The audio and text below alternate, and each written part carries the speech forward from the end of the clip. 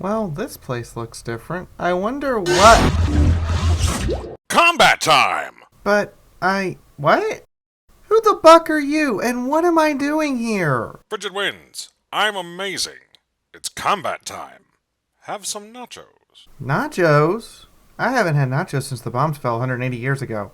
Yes, I'd love some nachos. What's Kombat Time? Mortal Kombat!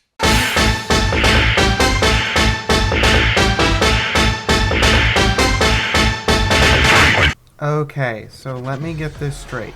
You pulled me out of my own timeline I was in, brought me to some rift in time and space, and now you want to talk about a game with you just because you can. And the nachos. Don't forget the nachos. Some might say they're the most important part. Frigid, was it? Don't you have anything better to do than this? Nope. That's kind of sad. Or is it amazing? No, it's just sad. Anyways, I let you look over the material. Now we get to talk about what we think about it all. And what makes you think I'm going to stick around for that? There's a buffet of free food, you aren't being shot at, the air is breathable, and you aren't being attacked by monsters and killer robots. Well, you know what? When you put it that way, it's Kombat Time! Okay, so let's get cracking. Let's talk about the game, the things, and all of the stuff. Are we just going to start at the beginning or jump somewhere in the middle? I'm a stickler for starting stories where they start and not in the middle. Gets too messy the other way. Who the hell starts a story halfway through just to catch up? Okay, how about Mortal Kombat? The first one. Round 1. Fight! Alrighty then. First game kicks off with a tournament. And not just any old karate tournament. You know the one, where somebody accidentally kicks the nose in of somebody else and they start crying for 10 minutes. We're talking about a combat tournament. Mortal Kombat, you might say. And you know it's cool because they spelled it wrong. Caused the formation of the ESRB we know today. This was a gut reaction as senators decried the fact that you could put in a cheat code on the SNES to access blood and gore. Those were the times. This was the first fighting game you could, quote, finish him. There had been other attempts before, such as Heavyweight Champ in 1976, Street Fighter 1 and 2.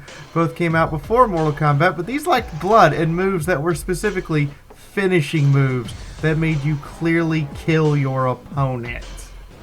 Mortal Kombat was also revolutionary. Despite only having one female character, it was equal opportunity violence. You could still fatality Sonya and she could do the same back.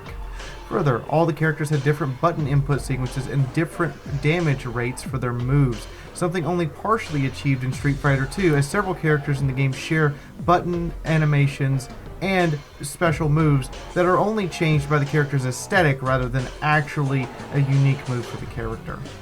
I'm just going to say that seeing this game in the arcades was a trip in itself. Yes, you had Street Fighter 2. But a lot of games around that time didn't compare to how edgy and amazing that this came off as. It was the only game that you could finish your opponents in, and people got super salty sometimes. At the end of the day though, people respected your skill, or your ability to sweep one guy over and over and over again and not let them get back up. Seriously, who's the dick that does that? The game did have a few hiccups. Mortal Kombat was also hailed as being realistic compared to the other games thanks to its use of stop motion and capture images. But you also knew they took shortcuts. Ninjas got color-coded for your convenience, and shadow matches were introduced with just slightly different colors of clothing. You could at least tell who was who most of the time, as long as you weren't Kano barreling across the screen like a pinball. Arcades also loved the game. The instant Player 2 put a quarter in and interrupted Player 1's match and issued a challenge to Player 1 that they had to answer, meaning players could spend dozens of quarters, even whole 5s and 10s in only a few minutes to beat each other. This made for an experience you could play in less than 2 minutes, but at the same time demanded to be replayed till you won. I'm looking at you, Greg. Unless you knew how to get good, which which meant you needed to know how to jump kick. That's how you won Mortal Kombat 1. I still get punched by my nephew for reminding him that I'd test all the fatalities on him before I would use them at the arcade. Mortal Kombat 2? Sure, give me a second. Hey, Fritter! What? Jump kick!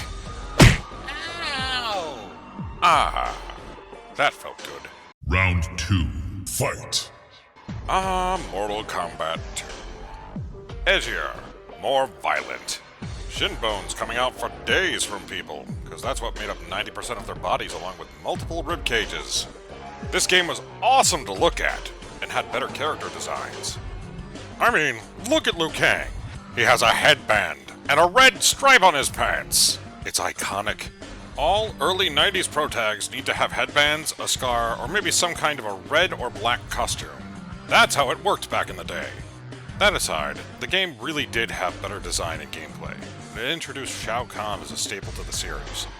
Otherwise known as that asshole who kept saying that I sucked. I showed him. Jump kick! Huh. Yes. Now, combo time. Do what now? They tried to double down on what Mortal Kombat had done with adding 4 additional characters. All returning characters gained new special moves and for the first time added the concept of juggling.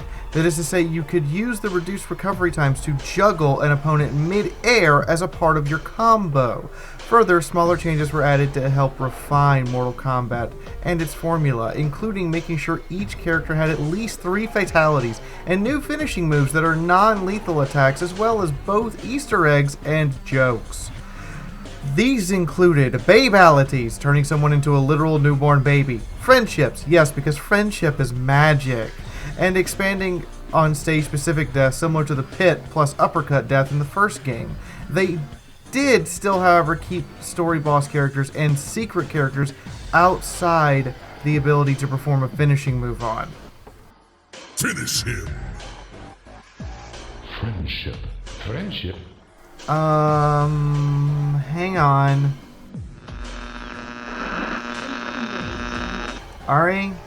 Aramu, the fiery secretary. This is Fiaura to Aramu. Hello, Fiaura. What do you... Oh my gosh, what did you do to him? I figured out this really cool combo and decided to try it on him. You want a combo? Let me guess. Working on a review, you got carried away and now you want me to fix him? You're lucky I like you, Fee.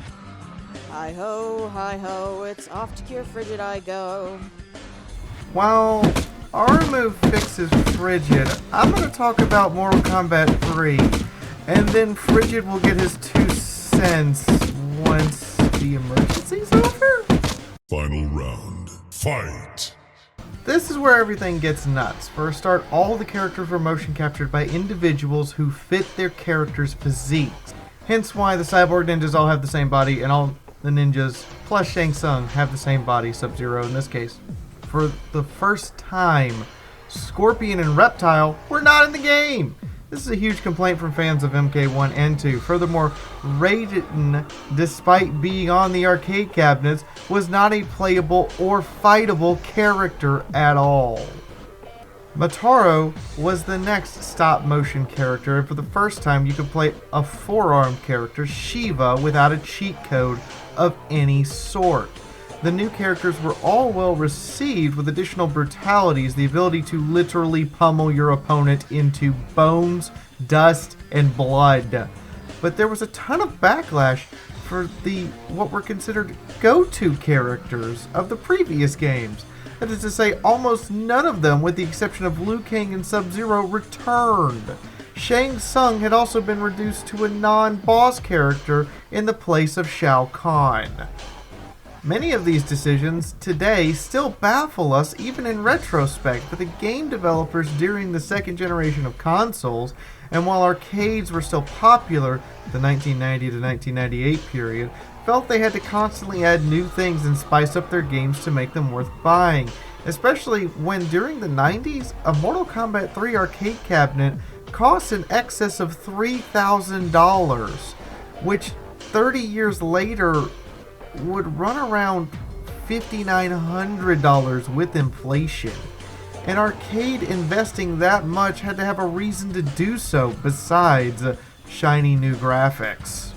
Midway, however, was gearing up for a market that was about to collapse with the release of the Nintendo 64 and the PlayStation, as well as with the computer gaming revolution around the corner in the early 2000s. There was suddenly no need to go to the arcade when you could get the same, if not better, experience in your own home for less money in the long run. So Mortal Kombat 3 has this weird place of sitting on the cutting edge of gaming technology, things we still use today like actor motion capture and claymation capture for games like Fallout 1 and 2, but at the same time built for arcades when we know just a year afterwards the arcades started to collapse in favor of home consoles and later computer and PC entertainment. Huh? What happened? Why did I reboot? Oh. Are we on Mortal Kombat 3? Okay, cool beans. Time to talk about Mortal Kombat 3, aka, where the hell is everyone else? This game takes place right after a massive soulstorm that Shao Kahn decided was a good idea. Only the cool kids club and the ones that work for Mr. Skullface are still left alive. The backgrounds are animated, and there are secret ways of getting into different areas by knocking people through ceilings and stuff. And you got to choose from all the familiar characters Wait, why are Liu Kang and Sub-Zero the only ones here? Anyways, the characters are still well designed, but yeah, still attempting to be edgier. There were new moves, new finishers, and it was multi-platform, coming out even on the PlayStation. Mortal Kombat 3 is also where Kombat Time comes from, but we're gonna talk about that later. This is also the first game where Dan leans on screen and yells "Toasty" every time you successfully complete a combo. Please don't do another one. I think my leg almost got reattached backwards. Serves you right. Excuse me for a second. Bicycle kick! Ow. Okay, go on. But we're done with the first 3 games. That means we have to make another video. Wait! I can stay longer and enjoy nachos? Just let me ask Great-Grandpa. Grandpa, can she stay? Frigid, stop bringing home strays. Okay, she can stay.